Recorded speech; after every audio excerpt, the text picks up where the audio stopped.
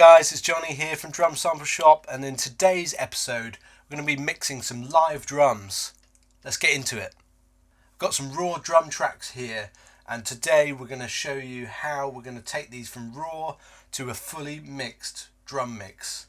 So let me play you a bit of what the tracks are sounding like in their raw state. We've got, you can see here's all the tracks here, and I've just got them all routed into this drum bus, which is then routed into a bit of my mix bus and master bus processing, but apart from that, fully raw.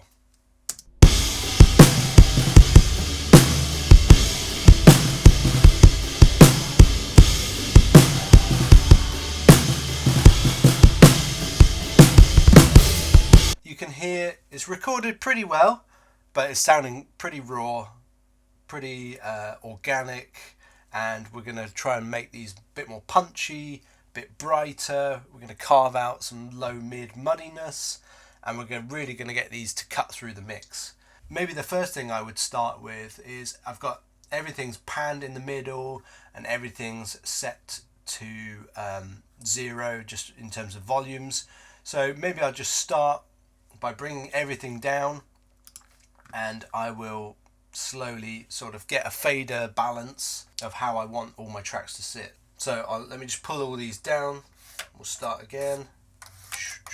Okay, so everything's off, and I'll slowly bring everything back in whilst it's looping.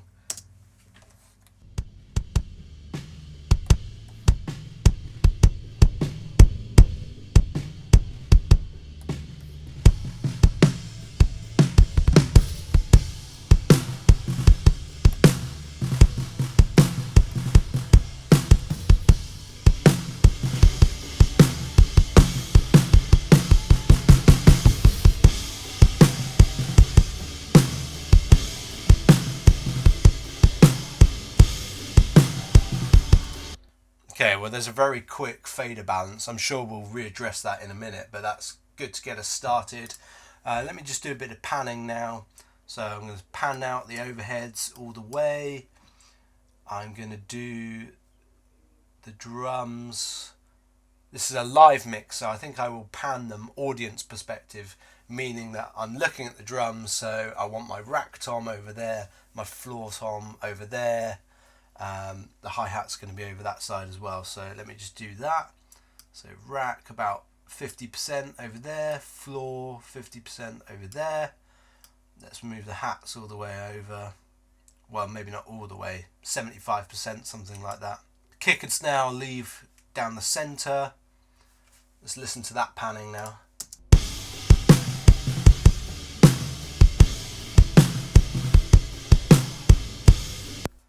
Check a bit of toms at the end here. Nice. Yeah, I think that's feeling good. Okay, so maybe the next thing I would do is maybe look at some stuff on the whole group. What are going to be some quick wins that we can get? Maybe it's getting some extra top end sparkle, some compression on the bus. Let's start there. Let's just go Fab Filter Pro Q. You can see what this is doing.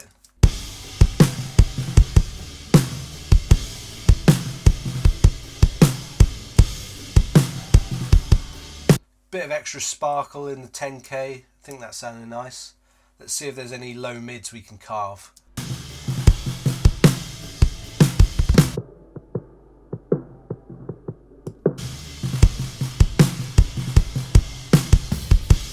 That's feeling good. Maybe I'll just do a little high pass filter as well.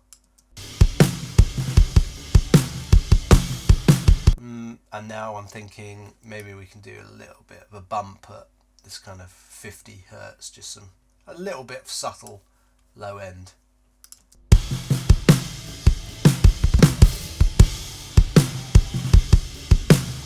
Okay, I'm liking that.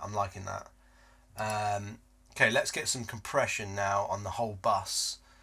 So one thing I really like is the distressor in the virtual mix rack. There he is. And then I'm going to go 20 to 1. I'm going to go slow attack, faster release. Let's try and dial that in a bit.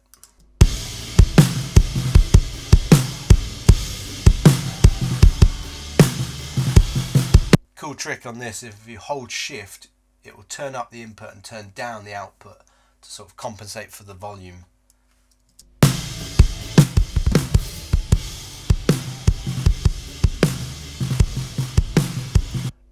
That's starting to sound pretty cool, but obviously that's really compressed. So let's pull the mix back now.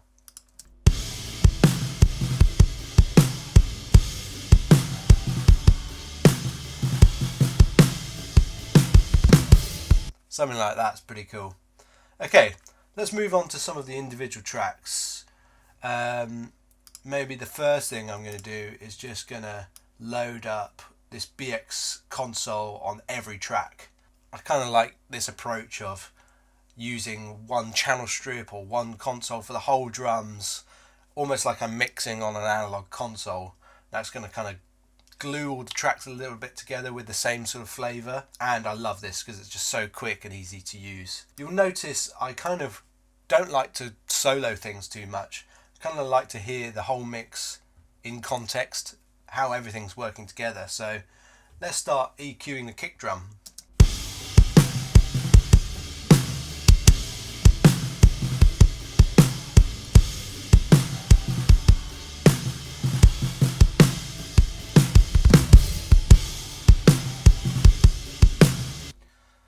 So you can see I've added some 8K, taken out some 500 and added some 50 Hertz, some lovely bottom end. Oh, let's actually put that in a bell.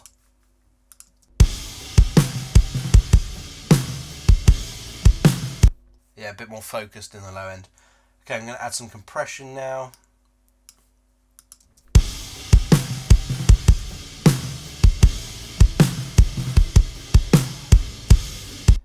What I'm looking for on a kick and a snare really is just this first light to be lighting up with a slow attack and a fast release.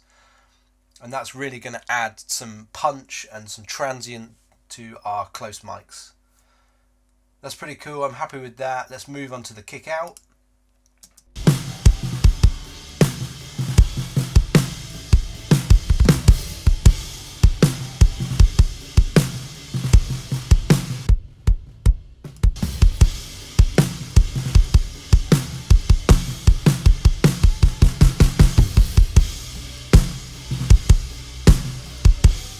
Yeah, I think that's feeling good. We can always come back and do more if we need to. Kind of like to mix in a few different stages. Whatever feels like a gut reaction usually is going to be the right thing, but we can always come back and fine tune it. Okay, let's move to the snare. Obviously it's a little bit dark sounding, so let's dial in the top end first.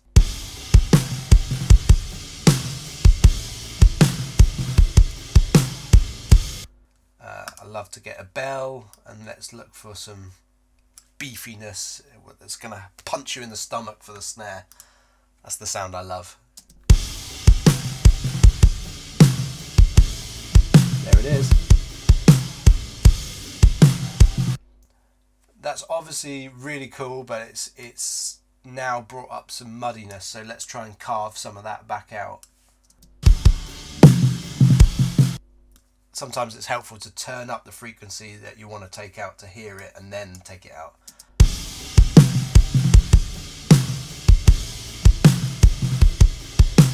So just a little bit there. I still think it could be a touch more aggressive, so let's look for some upper mid-range now.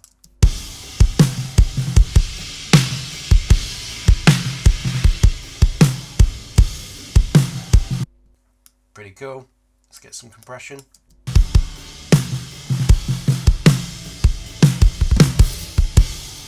That's very cool. Let's just bring down the volume now just to compensate.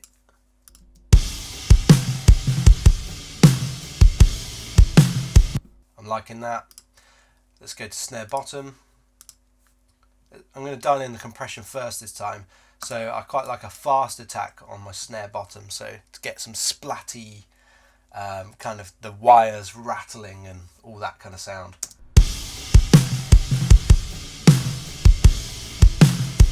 Yeah, you can hear that sizzle start to come in now.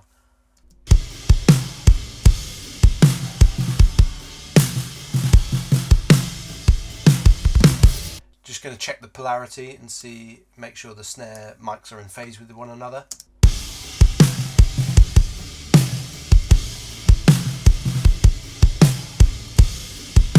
I think it was good how it was. Subtle difference there.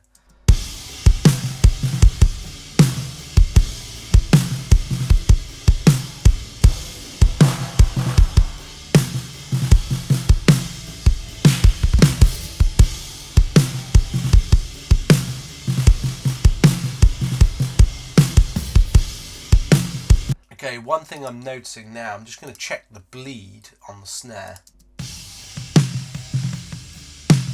Okay, so there's a little bit of cymbal coming through, so maybe we could do something to clean that up. Cool trick I like to use for this job is I've got this Fab Filter Saturn 2, and I'm going to make a band about 1K, and in this upper band I can start to play with this dynamics knob, and that kind of acts like a gate, but in a really cool way that is very transparent. It doesn't sound like a gate, but you can hear the cymbals start to disappear. It's great. Check this out.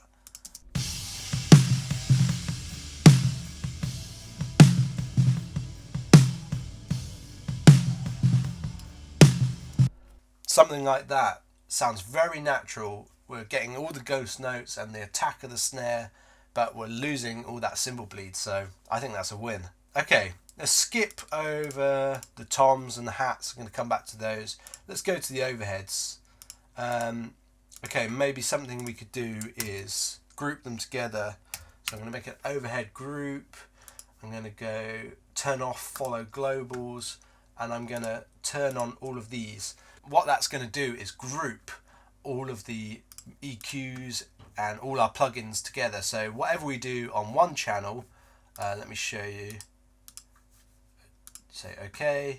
So whatever we do on one channel is going to affect both of them. Check this out. There you go. You can see the moves are going to be applied to both sides. So that's pretty cool. Okay, let's find a bit of overhead. So first thing I'm hearing, there's a bit of boomy low end, and actually I'm kind of looking for my overheads just to give me that kind of cymbals, especially in a live context. These can really get in the way and muddy things up if we're not careful. So let's first look at the high pass filter and just try and carve some stuff out.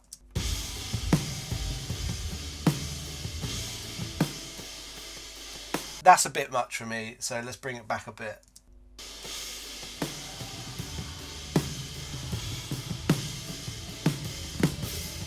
Something like that feels good. We're not losing all the body, but it's really cleaning it up. Let's just check now that that's going to be in phase with the rest of the kit.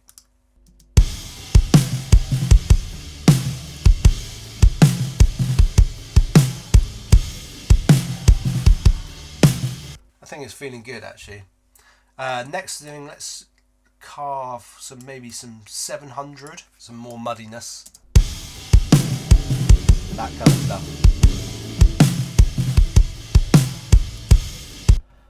And then I think we could get a little bit more sparkle now. Let's go up to 12, 14K, 13K. Let's try that. 13 is my lucky number.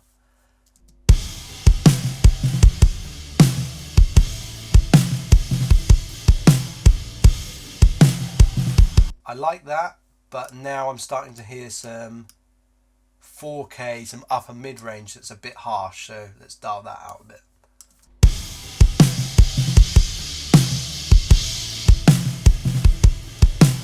I really hate 4K, that's a horrible frequency. Sorry about turning that up for everybody.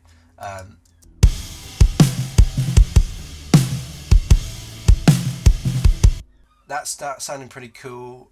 Maybe let's get some different type of compression on those overheads just to bring up the level now that we've carved it out. So I love a 1176 on overheads. Oh, got to copy it to both channels. So I like a fast release and a medium attack on my overheads. I'm just going to drive up this input until we start to see a little bit of compression. We don't want to smash these too hard, but a little bit is going to be nice.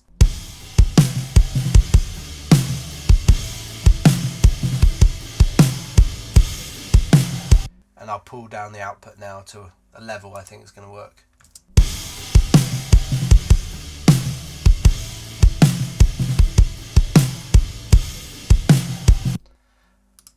That's feeling like it's really coming together really nicely. Okay, let's check some toms. Here's a nice little section, I'll just loop this. Okay, very quickly, I'll just usual kind of moves.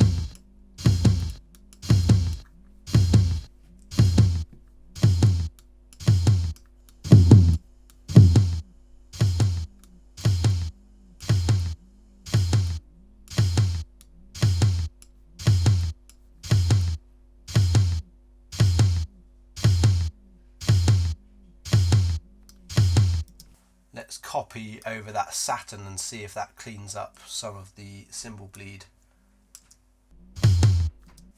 Really does a good job. Let's do that for the floor tom as well. Okay, let me dial in the floor now. First we need lots of bottom end.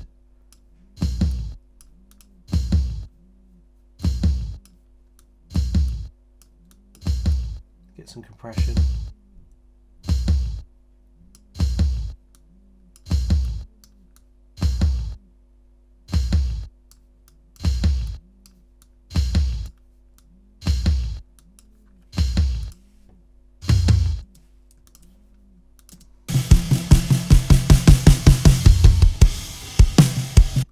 Very cool.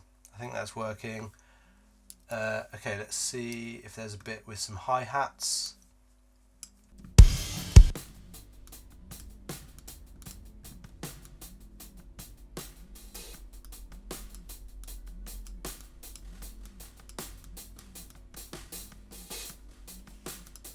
Something like that is going to work. You notice I don't really have too much of the hi-hats in the mix. I feel like I'm getting a lot of that from the overheads.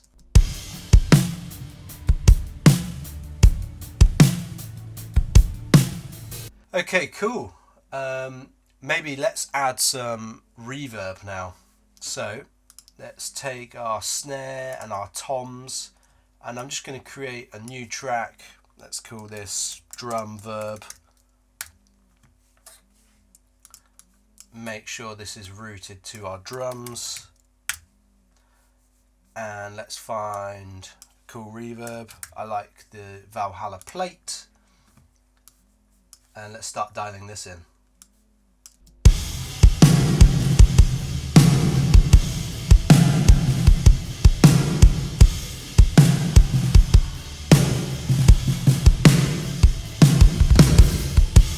I like this pre-delay because what that's going to do is delay our reverb signal. So we're going to have the initial snare, and then 50 milliseconds after we'll have the reverb, which allows this kind of snare to breathe, and it's got this, it kind of feels like breathing. It's like that kind of effect. Listen out for that if I really exaggerate it.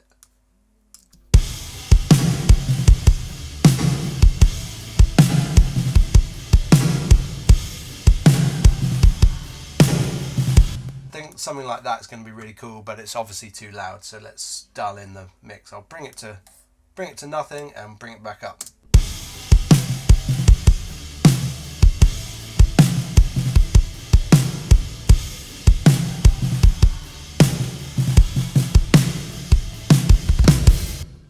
Okay, well, I'm feeling pretty happy with this drum mix. Let's hear where we've ended up with everything.